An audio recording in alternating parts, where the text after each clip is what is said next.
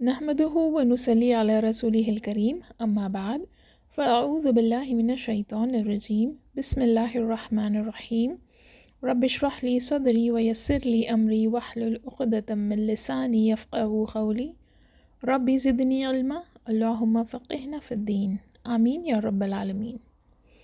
Last session में हमने देखा कि हिजरा के 9th ईयर में अबू बकर रदियल्लाहु अन्हु नबी सल्लल्लाहु अलैहि वसल्लम के कहने पर हज के लिए मक्का जाते हैं, राइट। और उसी दौरान जब अल्लाह सुब्हानहु व तआला सूरह तौबा की आयत नाजिल करते हैं तो नबी सल्लल्लाहु अलैहि वसल्लम अली रदियल्लाहु अन्हु को मक्का भेजते हैं कि वो जाकर सूरह तौबा की आयत को मक्का वालों के सामने ऐलान कर दें, राइट। अब कुछ बातें जो ऐलान की गई थी वो ये थी कि अब से कोई भी मुशरिक काबा का तवाफ़ नहीं करेगा, ना वो उम्रा करेगा ना वो हज करेगा। दूसरी बात ये थी कि कोई भी अब से बिना कपड़ों के तवाफ़ नहीं करेगा।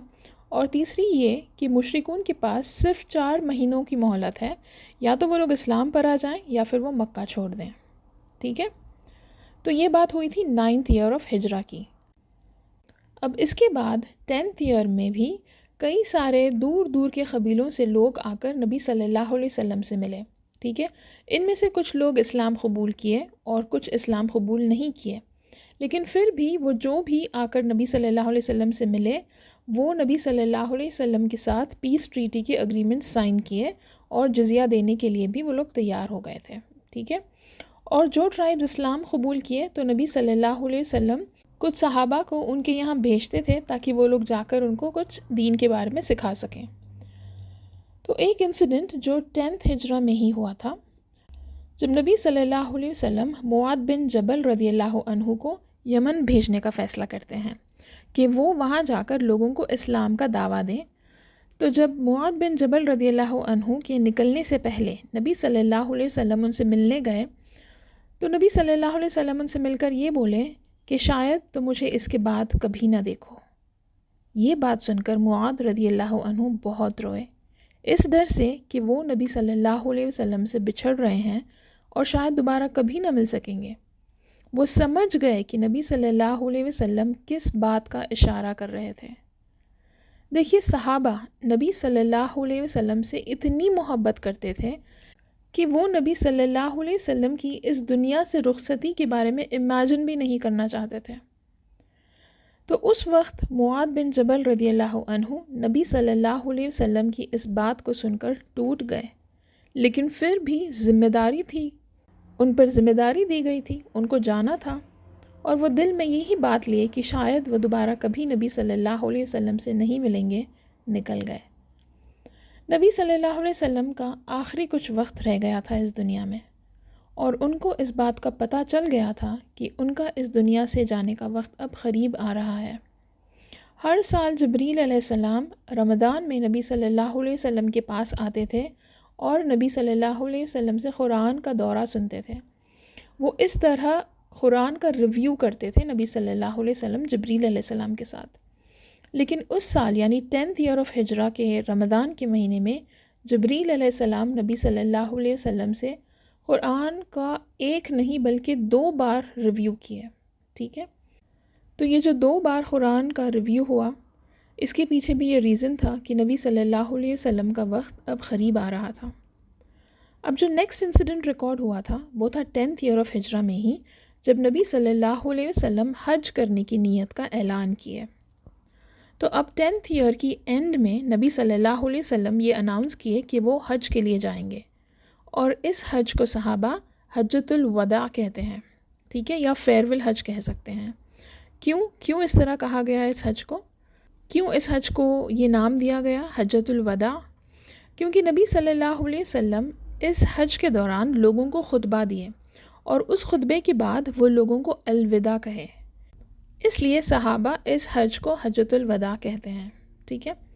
तो नबी सल्लल्लाहु अलैहि वसल्लम के इस हज को लेकर काफ़ी सारे अहादीस नरेट किए गए हैं, लेकिन जो सबसे फेमस हदीस है वो जाबिर बिन अब्दुल्ला रदियल्लाहु अन्हु की, जो जाफ़र बिन मोहम्मद से नरेट की गई है, और ये काफ़ी लंबी हदीस है जो सही मुस्लिम में भी आई है, ठीक है। तो जाफ़र बिन मोहम्मद ये कौन थे? नबी सल्लल्लाहु अलैहि वसल्लम के नवासे कौन थे? हज़रत हुसैन रदियल्लाहु अन्हु, राइट। उनके बेटे थे अली اور ان کے بیٹے تھے محمد، اور ان کے بیٹے تھے جعفر. ٹھیک ہے، تو یہ جعفر بن محمد حضرت حسین رضی اللہ عنہ کی گریٹ گرینڈ سن تھے.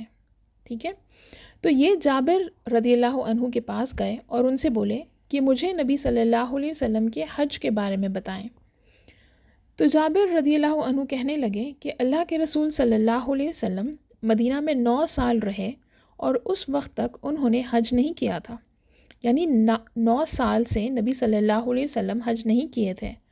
پھر ہجرہ کے 10ویں سال میں نبی صلی اللہ علیہ وسلم یہ اعلان کیے کہ وہ حج کے لیے جائیں گے.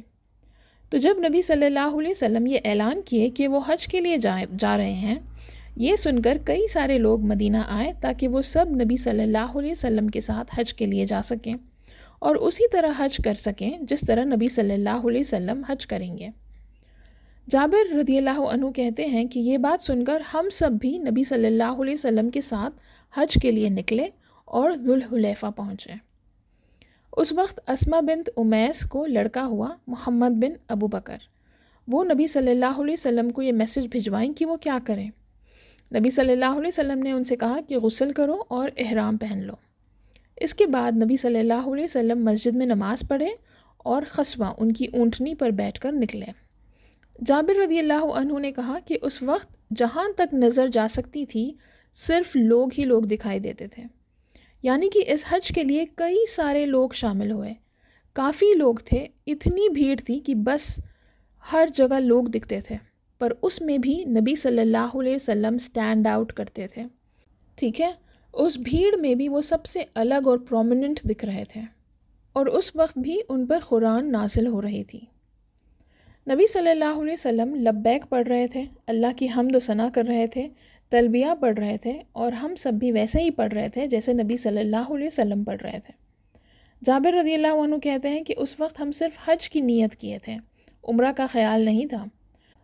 پھر ہم مکہ کے باہر پہنچے 4 ذوالحجہ کی رات کو، یعنی مدینہ سے نکلے، اور جب مکہ پہنچے تو 10 دن لگے ان لوگوں کو. ٹھیک ہے، جیسے کہ نبی صلی اللہ علیہ وسلم رات میں کبھی بھی کوئی سٹی کو انٹر نہیں کرتے، اسی طرح اس رات بھی نبی صلی اللہ علیہ وسلم باہر ہی رکے اور پھر وہیں پر کیمپ کیے، اور پھر دوسرے دن فجر کے بعد مکہ میں داخل ہوئے، اور باقی سب بھی ویسے ہی کیے.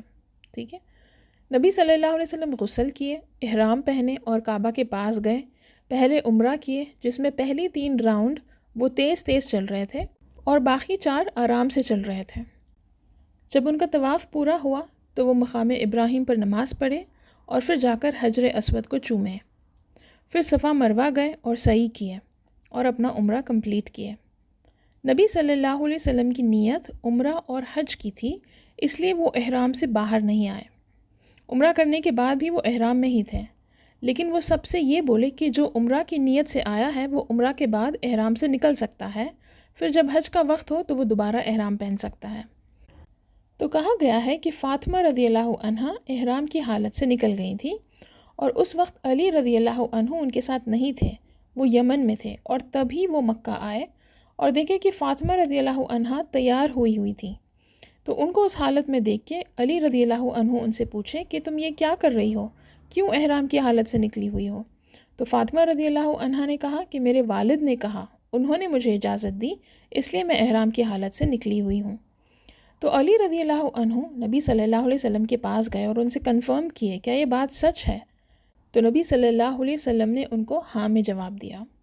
نبی صلی اللہ علیہ وسلم نے علی رضی اللہ عنہ سے کہا کہ جب یمن سے واپس آئے تو وہ اپنے ساتھ قربانی کے اونٹ بھی لے کر آئیں.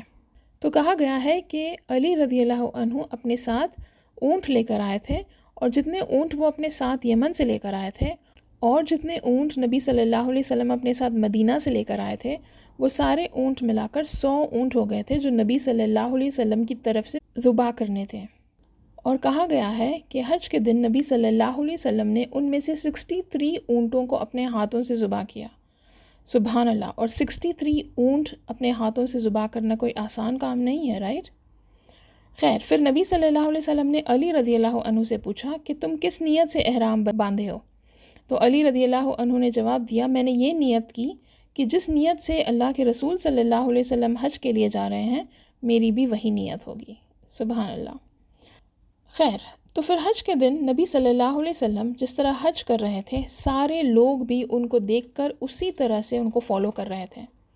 نبی صلی اللہ علیہ وسلم سب سے یہی بول رہے تھے کہ میں جیسا کر رہا ہوں مجھے دیکھو اور ویسا ہی کرو، کیونکہ اس سے پہلے دیکھیے حج کے جو طریقے تھے وہ بہت الگ تھے۔ جو لوگ پہلے حج کر رہے تھے وہ بہت الگ طریقے سے کر رہے تھے۔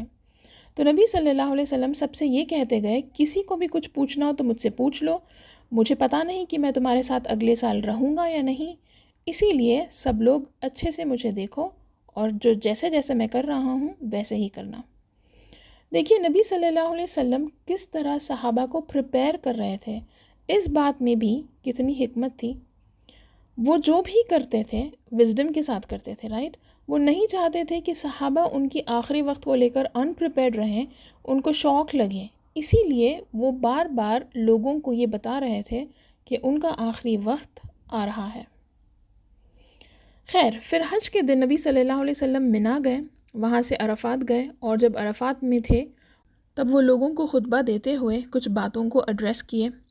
کچھ دوسری نریشنز میں آیا ہے کہ وہ عرفات کے علاوہ بھی دوسرے جگہوں پر بھی جا کر خطبہ دیے۔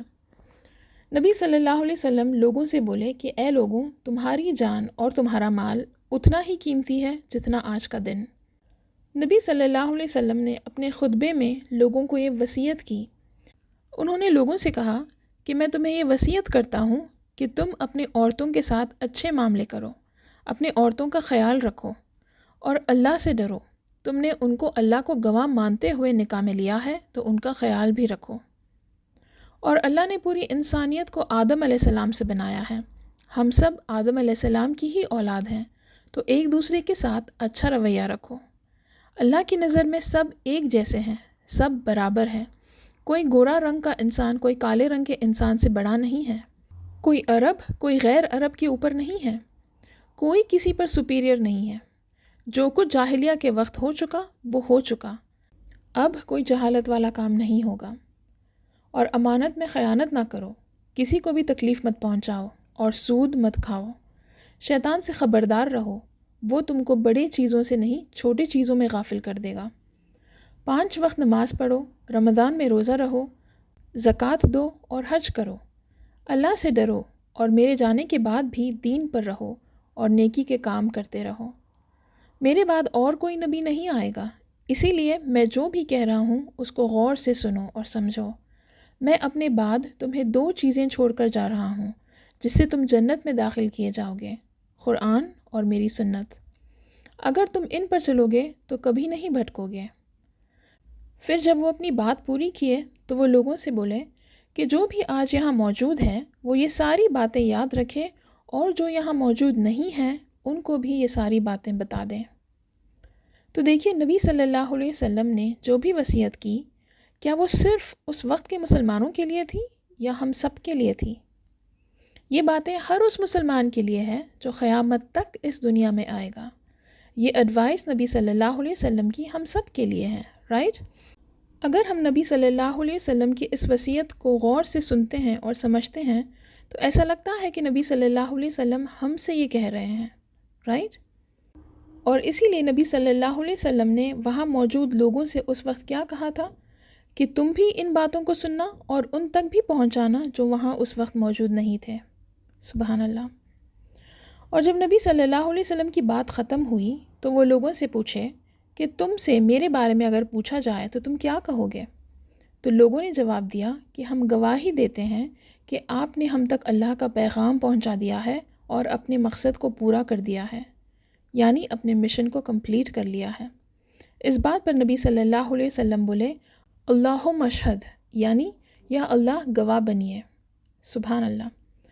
دیکھیے جو مشن اللہ نے نبی صلی اللہ علیہ وسلم کو 23 سال پہلے دیا تھا، رائٹ؟ یاد ہے نا اللہ نے کیا کہا تھا؟ یا ایھا المدثر قم فانذر، یعنی اے چادر میں لپٹے ہوئے اٹھو اور لوگوں کو آگاہ کرو، اٹھو اور لوگوں کو وارن کرو۔ اور ان 23 سال میں نبی صلی اللہ علیہ وسلم اپنی اس دی ہوئی ذمہ داری کو ہر حد تک نبھاتے رہے، چاہے جتنی مشکلیں آئیں۔ مکہ کے مشرکون کا ظلم سہے، ان کا ٹارچر چپ چاپ برداشت کیے، کبھی بھی ریٹیلیٹ نہیں کیے، رائٹ؟ کبھی پلٹ کر ان سے لڑے نہیں اس وقت، چاہے پھر ان کو بوائیکاٹ کر دیا ہو، چاہے پھر ان کو مکہ سے نکال دیا گیا ہو. اور جب اللہ سے حکم آیا تب وہ مشرکون کے ساتھ جنگ کیے، اور ایک نہیں کئی جنگ کیے، رائٹ، اپنوں کو کھو دیے. جب مدینہ آئے تو مدینہ کے یہود ان کے دشمن بن گئے تھے، ان کے ساتھ جنگ کیے، غطفان کے ساتھ جنگ کیے، کئی سارے ٹرائبز کے ساتھ جنگ ہوئی تھی ان کی. ایک لیڈر بن کر ہر وقت مسلمانوں کو نبی صلی اللہ علیہ وسلم کانفیڈنس دلاتے رہے، ان کو سپورٹ کرتے گئے. ایک کے بعد ایک دشمن بڑھتے گئے، یہاں تک کہ رومنز اور بائزنٹینز کا سامنا بھی کرنا پڑا. طائف میں کتنی مشکلیں آئی تھیں ان پر، رائٹ. اب ان سب کے بعد اللہ نے آخر نبی صلی اللہ علیہ وسلم کو مکہ پر فتح دلا ہی دی، جہاں ان کو انہی کی زمین سے نکالا گیا تھا. اب اللہ نے ان کو اسی زمین پر حکومت دلائی. سبحان اللہ. ان سارے دشمنوں پر ایک کے بعد ایک فتح دلائی، اور اب اسلام کا نام عرب میں ہی نہیں بلکہ عرب کے باہر کے ملکوں میں بھی پھیل گیا تھا. یعنی اب نبی صلی اللہ علیہ وسلم کا مشن پورا ہو گیا تھا. اور جب نبی صلی اللہ علیہ وسلم نے اپنے خطبے کو کمپلیٹ کیا تو اللہ نے سورہ مائدہ کی آیت نمبر 3 کو نازل کیے، اور اس میں اللہ کہتے ہیں الیوم اکملت لکم دینکم واتممت علیکم نعمتی ورضیت لکم الاسلام دینا. اللہ کہتے ہیں آج میں نے تمہارے دین کو تمہارے لیے مکمل کر دیا ہے اور اپنی نعمت تم پر تمام کر دی ہے، اور تمہارے لیے اسلام کو تمہارے دین کی حیثیت سے قبول کر لیا ہے. سبحان اللہ. جب نبی صلی اللہ علیہ وسلم یہ آیات پڑھے تو عمر رضی اللہ عنہ بہت روئے. پہلے نبی صلی اللہ علیہ وسلم کا یہ کہنا کہ وہ اگلے سال نہیں رہیں گے، اور اب یہ آیت کا نازل ہونا اس بات کا اشارہ تھا جس بات سے صحابہ ڈر رہے تھے. اللہ کا یہ کہنا کہ ان کا دین مکمل کر دیا گیا ہے، اس کا مطلب کہ نبی صلی اللہ علیہ وسلم کا مشن پورا ہو چکا ہے، اور اس کا مطلب کہ اب ان کا آخری وقت قریب ہے. یہ سن کر عمر رضی اللہ عنہ کے آنسو نہیں رکے، وہ بہت بہت روئے. صحیح بخاری کی ایک حدیث ہے جس میں جو ابو اسحاق سے نریٹ کی گئی تھی، وہ زید بن نبی اکرم سے پوچھے کہ نبی صلی اللہ علیہ وسلم کتنے غزوات میں حصہ لیے.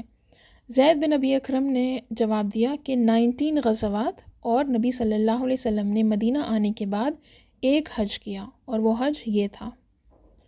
تو اب حج کے سارے ریچولز ہو گئے تھے، جس کے بعد نبی صلی اللہ علیہ وسلم مسلمانوں کے ساتھ مدینہ واپس چلے گئے، اور اب 11th ایئر شروع ہو چکا تھا. تو سفر کے مہینے میں نبی صلی اللہ علیہ وسلم نے صحابہ سے کہا کہ ان کو رومنز کے ساتھ جنگ کی تیاری کرنا ہے، کیونکہ ان کو یہ نیوز ملی کہ رومنز جو تھے وہ لوگ آس پاس کے ایریاز کے جو مسلمان تھے ان کو نقصان پہنچا رہے تھے، کچھ مسلمانوں کا قتل بھی کر رہے تھے. بیسکلی ان کو مسلمانوں سے بدلہ لینا تھا، تو وہ اس طرح کی حرکت کر رہے تھے اور مسلمانوں کو ڈرا رہے تھے. تو نبی صلی اللہ علیہ وسلم یہ چاہتے تھے کہ مسلمانوں کی آرمی جو ہے وہ جا کر بائزنٹینز کا مقابلہ کرے اور ان مسلمانوں کی مدد کرے، ان کا سپورٹ بنے جس کے ساتھ وہاں پر مشکلیں آ رہی تھیں. ٹھیک ہے. تو اس وقت اسامہ بن زید بن حارثہ رضی اللہ عنہ کو لیڈر اپوائنٹ کیا گیا تھا. تو کیونکہ یہ بہت ینگ تھے، ٹھیک ہے، کچھ صحابہ کو یہ پسند نہیں آیا کہ نبی صلی اللہ علیہ وسلم نے ان کو لیڈر بنایا تھا. تو نبی صلی اللہ علیہ وسلم ان سے بولے کہ جس زید بن حارثہ رضی اللہ عنہ ایک اسٹرانگ، بہادر اور ہونہار لیڈر تھے، انہی کے بیٹے ہیں اسامہ بن زید، اور وہ بھی اتنے ہی اسٹرانگ اور ڈیزرونگ ہیں. سبحان اللہ. اس کے بعد کہا گیا ہے کہ سفر کے مہینے کے شروع میں نبی صلی اللہ علیہ وسلم احد گئے، اور وہاں جتنے بھی شہداء کے خبر تھے ان کے خبر پر گئے اور ان کے لیے اللہ سے دعائیں مانگی. پھر ایک دن وہ بقیع گئے اور وہاں جتنے بھی شہداء اور جتنے بھی صحابہ تھے ان سب کے لیے دعائیں مانگی اور ان کی مغفرت کے لیے اللہ سے دعا مانگی. اور اراؤنڈ 29 سفر کو جب وہ بقیع سے واپس آ رہے تھے تب ان کی طبیعت بگڑنا شروع ہوئی. ان کو بہت زیادہ سر درد ہو رہا تھا اور بہت تیز بخار ہو گیا تھا، اور یہ چلتا رہا، جس کے بعد بھی نبی صلی اللہ علیہ وسلم 11 دنوں تک مسلمانوں کو نماز پڑھا رہے تھے. ان کی حالت ٹھیک نہیں تھی، اس کے باوجود بھی وہ نماز پڑھانا نہیں چھوڑے. کہا گیا ہے کہ ٹوٹل 13 یا 14 ڈیز تک وہ بیمار تھے. تو دیکھیے، کیونکہ نبی صلی اللہ علیہ وسلم اپنے جو ازواج تھے، ان کی جو بیویاں تھیں، ان کے پاس ٹرن وائز رہتے تھے. اب جیسے جیسے ان کی طبیعت اور بگڑتی گئی، وہ عائشہ رضی اللہ عنہا کے پاس رہنے کے لیے ریکویسٹ کیے. ٹھیک ہے. جبکہ وہ چاہتے تو بس کہہ دیتے، لیکن وہ سمجھتے تھے کہ ان کو سب کا حق ادا کرنا ہے، اور سب کے ساتھ عدل سے رہنا ہے۔ پر کیونکہ وہ عائشہ رضی اللہ عنہا سے سب سے زیادہ محبت کرتے تھے، وہ اپنے دوسرے ازواج سے پوچھ کر ان سے ریکویسٹ کیے کہ ان کو عائشہ رضی اللہ عنہا کے حجرے میں شفٹ کروا دیں، اور ایسا ہی ہوا۔ نبی صلی اللہ علیہ وسلم کو عائشہ رضی اللہ عنہا کے حجرے میں شفٹ کر دیا گیا، اور اس طرح ان کی زندگی کا آخری ہفتہ وہ عائشہ رضی اللہ عنہا کے پاس رہے۔ اور اس دوران کہا گیا ہے کہ عائشہ رضی اللہ عنہا نبی صلی اللہ علیہ وسلم پر المعوذتین پڑھ رہی تھیں، یعنی سورہ فلق اور سورہ ناس، ٹھیک ہے، اور دوسرے کئی دعائیں پڑھ کر نبی صلی اللہ علیہ وسلم پر پھونک رہی تھیں۔ بیسکلی وہ پڑھ کر اپنے ہاتھوں پر پھونک رہی تھیں اور پھر نبی صلی اللہ علیہ وسلم کے جسم پر وہ ان کی ہاتھیں پھیر رہی تھیں۔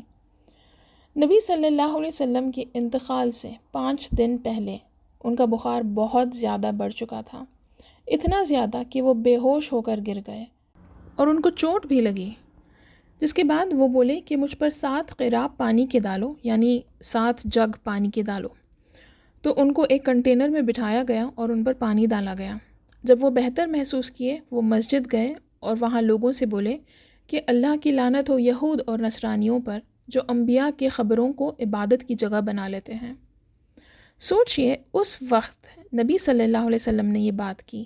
اس وقت نبی صلی اللہ علیہ وسلم نے ایسی بات کیوں کی ہوگی؟ اسکالرز کہتے ہیں کہ ان کو یہ ڈر تھا کہ کہیں ان کی امت ان کے بعد ان کو لے کر ایسا کوئی کام نہ کریں، اسی لیے نبی صلی اللہ علیہ وسلم لوگوں کو وارن کر رہے تھے۔ پھر وہ سب سے بولے کہ میں نے جس کے ساتھ جو بھی غلط کیا ہو تو آج مجھ سے حساب برابر کر لینا۔ اگر میں نے کسی کو تکلیف دی ہو یا کسی کی بے عزتی کی ہو تو میں اپنے آپ کو تم لوگوں کے حوالے کرتا ہوں، مجھ سے اپنا حساب برابر کر لو۔ سبحان اللہ۔ پھر وہ ظہر کی نماز پڑھے اور وہیں بیٹھ گئے۔ اتنے میں ایک آدمی آ کر نبی صلی اللہ علیہ وسلم سے کہتا ہے کہ آپ کو مجھے 3 درہم دینے ہیں۔ تو نبی صلی اللہ علیہ وسلم نے کہا، او فضل، ان کو ان کے پیسے دے دو، اور پھر وہ لوگوں کو ایڈوائز کرنے لگے۔ تھرسڈے کے دن یعنی انتقال سے 4 دن پہلے نبی صلی اللہ علیہ وسلم نے لوگوں سے کہا کہ میرے پاس آؤ، میں تمہیں کچھ لکھ کر بتانا چاہتا ہوں جس سے تم کبھی گمراہی میں نہیں پڑو گے۔ لیکن کیونکہ نبی صلی اللہ علیہ وسلم بہت تکلیف میں تھے تو عمر رضی اللہ عنہ نے سب سے کہا کہ ہمارے پاس قرآن ہے اور اللہ کی کتاب ہمارے لیے کافی ہے۔ لیکن کچھ لوگوں نے کہا کہ ان کو وہ چاہیے جو نبی صلی اللہ علیہ وسلم لکھ کر بتانا چاہتے تھے، جس کی وجہ سے ان لوگوں کے بیچ اختلاف ہوا، یعنی ڈفرینسز ہوئے، اور یہ دیکھ کر نبی صلی اللہ علیہ وسلم ناراض ہوئے اور بولے کہ ان سب کو کہ تم لوگ جاؤ اور مجھے اکیلا چھوڑ دو۔ کہا گیا ہے کہ اس دن نبی صلی اللہ علیہ وسلم نے 3 باتیں کہی۔ پہلی یہ کہ یہود، نصرانی اور مشرکون کو عرب سے نکالا جائے۔ دوسرا یہ کہ جو بھی ڈیلیگیٹس آئیں گے، جو بھی لوگ آئیں گے اسلام جاننے کے لیے، اسلام کی جانکاری حاصل کرنے کے لیے، ان کی عزت کرنا، ان لوگوں کو عزت سے ہینڈل کرنا۔ اور تیسری بات جو نریٹر تھے وہ بھول گئے، اور کہا گیا ہے کہ شاید یہ بات تھی کہ اللہ کی کتاب اور رسول اللہ صلی اللہ علیہ وسلم کی سنت پر چلنا ہے، ٹھیک ہے۔ اب طبیعت بگڑنے کے باوجود بھی نبی صلی اللہ علیہ وسلم نماز پڑھاتے گئے۔ کہا گیا ہے کہ انتقال سے 4 دن پہلے شام سے نبی صلی اللہ علیہ وسلم کی حالت اتنی بگڑی کہ اب وہ بستر سے نماز کے لیے بھی اٹھ نہیں سکے۔ وہ عائشہ رضی اللہ عنہا سے پوچھے کہ کیا لوگوں نے نماز پڑھا ہے؟ عائشہ رضی اللہ عنہا نے جواب دیا، نہیں۔ وہ ان سے ایک کنٹینر میں پانی منگوائے تاکہ وہ وضو کر سکیں۔ وضو کر کے وہ اٹھنے کی کوشش کیے لیکن وہ پھر بے ہوش ہو گئے۔ پھر جب ہوش آیا تو پھر پوچھے کہ کیا لوگوں نے نماز پڑھا ہے؟ عائشہ رضی اللہ عنہا نے جواب دیا، نہیں، وہ آپ کے انتظار میں ہیں۔ وہ دوبارہ وضو کے لیے اٹھے لیکن جیسے ہی وہ کھڑے ہونے کی کوشش کیے پھر بے ہوش ہو گئے۔ پھر وہ یہ میسج بھجوائے کہ ابو بکر رضی اللہ عنہ سے کہنا کہ وہ لوگوں کو نماز پڑھائے۔ جب نبی صلی اللہ علیہ وسلم نے یہ میسج بھجوایا تو عائشہ رضی اللہ عنہا اس بات سے نبی صلی اللہ علیہ وسلم کو منع کر رہی تھی۔ وہ نہیں چاہتی تھی کہ ابو بکر رضی اللہ عنہ نماز پڑھائیں۔ کیوں؟ کیونکہ ابو بکر رضی اللہ عنہ بہت ہی سینسٹیو دل کے تھے، اور وہ جب بھی قرآن پڑھتے تو وہ بہت زیادہ روتے۔ یاد ہے نا، جب وہ مکہ میں بھی قرآن پڑھتے تھے تو وہ بہت روتے تھے اور لوگ جمع ہو کر ان کو دیکھتے تھے۔ تو عائشہ رضی اللہ عنہا نے یہ سوچا کہ اگر ابو بکر رضی اللہ عنہ نماز پڑھائیں گے اور وہ اتنا زیادہ روئیں گے تو شاید لوگ پسند نہ کریں، اسی لیے انہوں نے نبی صلی اللہ علیہ وسلم سے منع کیا۔ لیکن نبی صلی اللہ علیہ وسلم نے ان کی بات نہیں سنی اور وہ پھر بھی میسج بھجوائے۔ تو کہا گیا ہے کہ 17 نماز ابو بکر رضی اللہ عنہ نے نبی صلی اللہ علیہ وسلم کے رہتے ہوئے پڑھائے، اور اس کا مطلب صاف صاف سمجھ آتا ہے کہ نبی صلی اللہ علیہ وسلم اپنے بعد ابو بکر رضی اللہ عنہ کو یہ رسپانسبلٹی دینا چاہتے تھے، رائٹ؟ خیر، انتقال سے 1 یا 2 دن پہلے نبی صلی اللہ علیہ وسلم کو لگا کہ وہ شاید اب اٹھ سکیں گے، تو وہ علی رضی اللہ عنہ اور عباس رضی اللہ عنہ کا سہارا لے کر نماز کے لیے مسجد گئے، اور مسجد اور عائشہ رضی اللہ عنہا کے حجرے کے بیچ بس کچھ قدموں کی ہی دوری تھی۔ ظہر کا وقت تھا اور ابو بکر رضی اللہ عنہ نماز پڑھانے کے لیے تیار تھے۔ جب انہوں نے نبی صلی اللہ علیہ وسلم کو دیکھا تو وہ رک گئے۔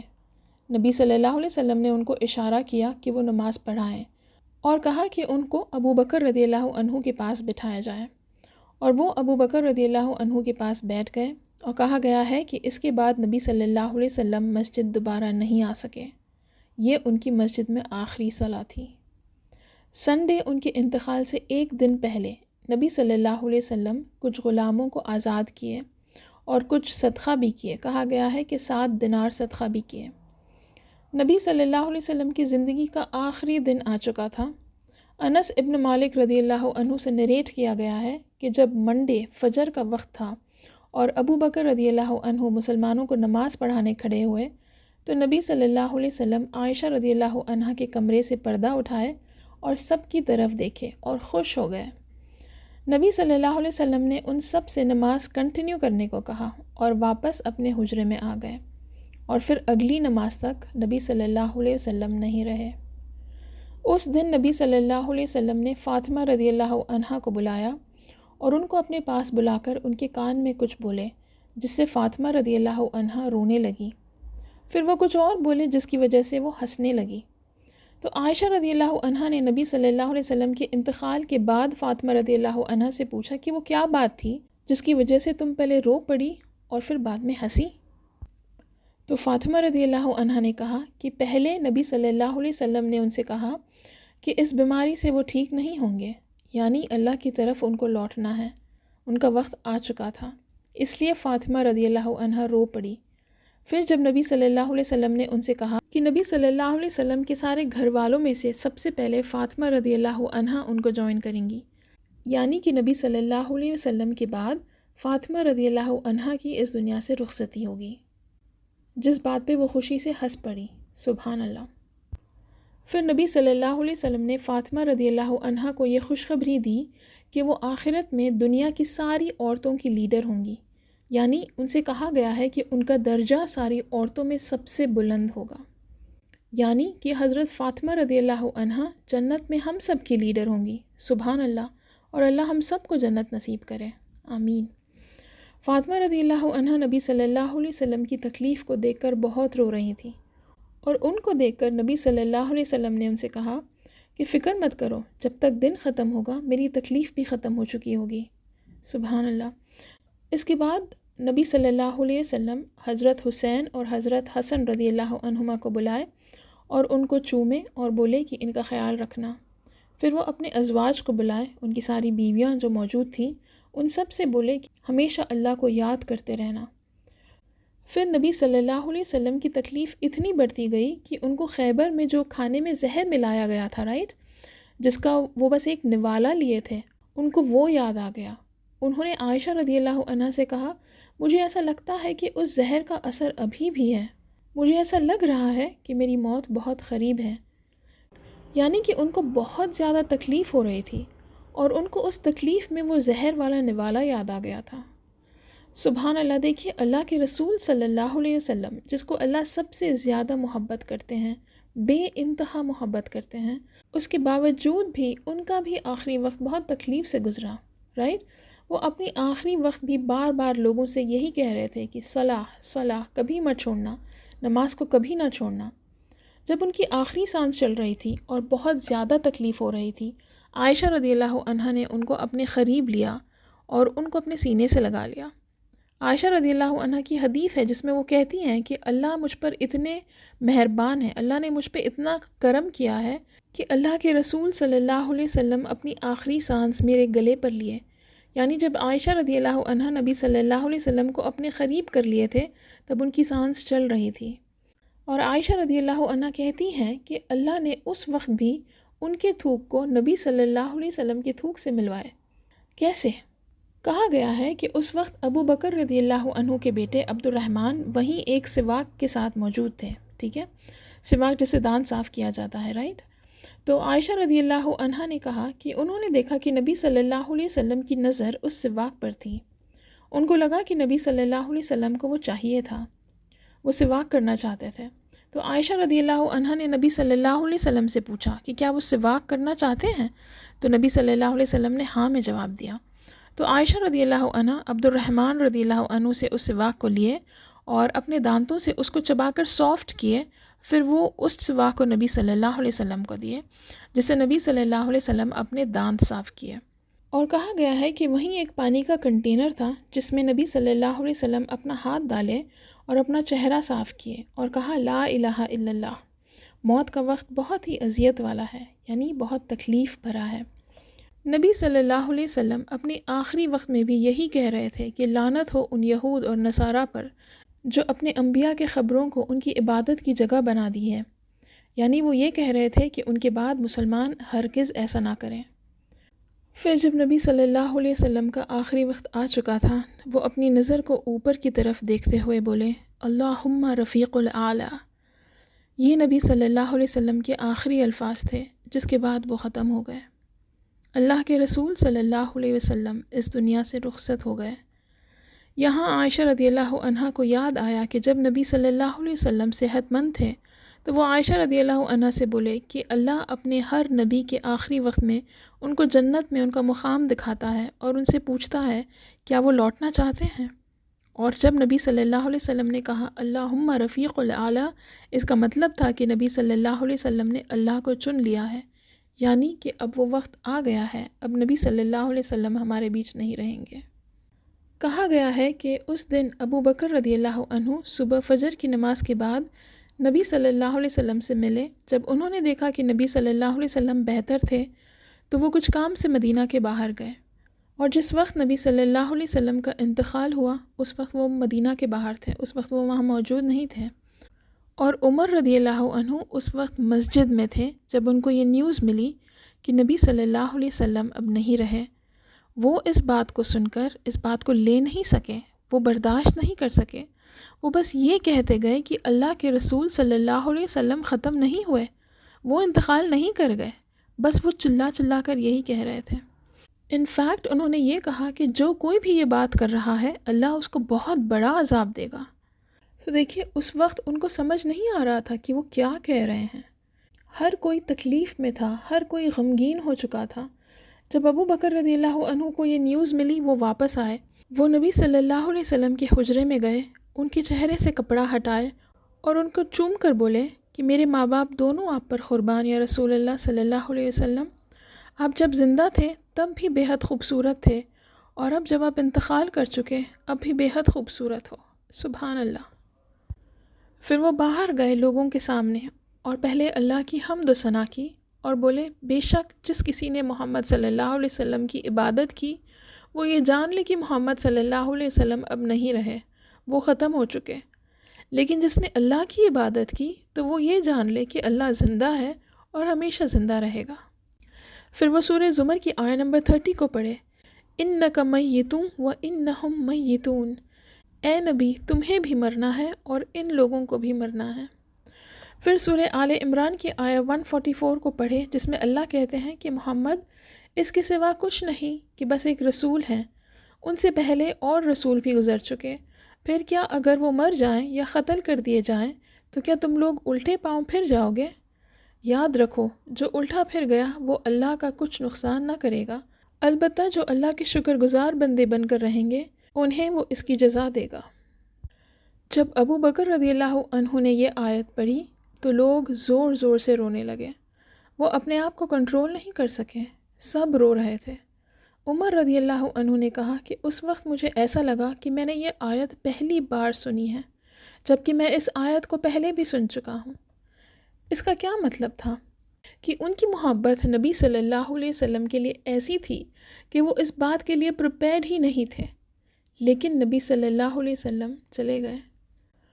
ہمارے لیڈر، ہمارے رول ماڈل، ہمارے گائیڈ اس دنیا سے رخصت ہو گئے، لیکن اگر ہم ان کے بتائے راستے پر چلیں جو وہ ہمارے لیے چھوڑ گئے، قرآن اور سننا، تو انشاءاللہ آخرت میں ان کی شفاعت نصیب ہوگی، ان کے ہاتھوں سے ہمیں جام کوثر نصیب ہوگا اور ہم سب ان کے قریب رہیں گے انشاءاللہ۔ اللہ ہمیں ان سب میں شامل کر دے جن کو نبی صلی اللہ علیہ وسلم کی شفاعت ملے گی اور ان کے ہاتھوں سے جام کوثر نصیب ہوگا، آمین یا رب العالمین۔ عائشہ رضی اللہ عنہا کے اکارڈنگ نبی صلی اللہ علیہ وسلم جب 63 ایئرس کے تھے جب ان کا انتقال ہوا۔ جب نبی صلی اللہ علیہ وسلم کو دفنایا گیا، اس کے بعد صحابہ یہ ڈسکس کرنے لگے کہ اب ہم میں سے کسی کو ایک لیڈر بننا ہوگا، کسی کو امیر بننا ہوگا۔ کچھ لوگوں نے سجیسٹ کیا کہ ایک انصار سے اور ایک مہاجرون سے ہوگا تو بہتر ہوگا۔ تو ابو بکر رضی اللہ عنہ، عمر رضی اللہ عنہ اور ایک اور صحابی، یہ لوگ ان لوگوں کے پاس گئے اور ابو بکر رضی اللہ عنہ ان لوگوں سے بولے کہ 2 لوگ نہیں ہوں گے، ہمارے 2 لیڈر نہیں ہو سکتے، ہمیں صرف ایک لیڈر رکھنا ہے اور وہ ہوں گے عمر رضی اللہ عنہ۔ عمر رضی اللہ عنہ نے کہا نہیں۔ انہوں نے ابو بکر رضی اللہ عنہ سے کہا ہم آپ کو ہمارا لیڈر چنتے ہیں، آپ ہمارے چیف ہو۔ اس کے بعد ابو بکر رضی اللہ عنہ کو بیعت دیا گیا اور وہ سب سے پہلے خلیفہ بن گئے، جس کے بعد عمر رضی اللہ عنہ نیکسٹ خلیفہ بنے اور پھر عثمان رضی اللہ عنہ اور اس کے بعد علی رضی اللہ عنہ۔ یہ تھی اللہ کے رسول صلی اللہ علیہ وسلم کی سیرہ، ان کی زندگی، ان کا کیریکٹر۔ ہم چاہے جتنا بھی ان کی تعریف کر لیں کم ہے۔ ہم نے ان کے کیریکٹر کو بچپن سے دیکھا اور وہ کتنے آزمائشوں سے گزرے، لیکن کبھی بھی ہار نہیں مانے، ہر مشکل کا سامنا کیے، اپنی ذمہ داریوں کو اٹھائے۔ ایسا نہیں کہ لوگوں کے اور دین کے کاموں میں اپنے گھر کو بھول گئے، وہ دین کے ساتھ ساتھ اپنی فیملی کو بھی پرائیورٹی دیتے تھے، سب کو بیلنس کر کے چلتے تھے۔ ان کی جیسی کوالٹیز نہ کسی میں تھی اور نہ ہی کسی میں ہوں گی۔ جیسے ہم نے کہا کہ وہ ہم سب کے لیے قرآن اور سنت کو چھوڑ گئے، تو ہم اب جتنا بھی اللہ کے رسول صلی اللہ علیہ وسلم کے بارے میں جان چکے، ہم اب اپنی زندگی میں چینج کیسے لائیں گے، یہ اب ہم پر ہے، رائٹ؟ کیا ہم اس سیرہ کو ایک سٹوری کی طرح یاد رکھیں گے یا پھر اس پر عمل بھی کریں گے اور اپنی زندگیوں کو بہتر بنائیں گے؟ یہ اب ہمارے ہاتھوں میں ہے۔ اللہ ہم سب کو قرآن اور سنت کو سیکھنے، سمجھنے اور عمل کرنے والا بنائے اور ہم سب سے ہماری کوششوں کو قبول کرے، آمین یا رب العالمین۔ سبحانک اللہم و بحمدک، نشہد ان لا الہ الا انت، نستغفرک و نتوب الیک۔